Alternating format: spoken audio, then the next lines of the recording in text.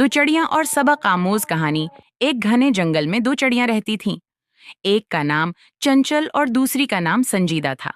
दोनों गहरे दोस्त थे, मगर उनकी आदत एक दूसरे से बहुत मुख्तलिफ थीं। चंचल बेपरवाह और लापरवाह थी, जबकि संजीदा होशियार और महतात रहती थी। जंगल में एक दिन सख्त तूफान आया।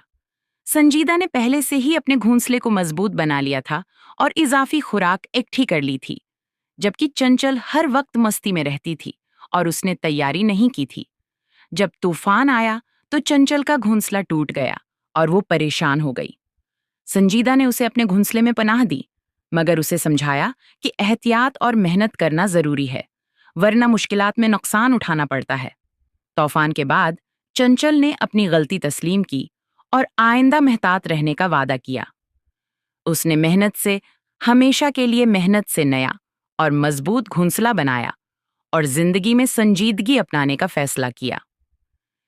ये कहानी हमें सिखाती है कि जिंदगी में मेहनत और होशियारी जरूरी हैं, वरना लापरवाही के नतीजे में नुकसान उठाना पड़ सकता है।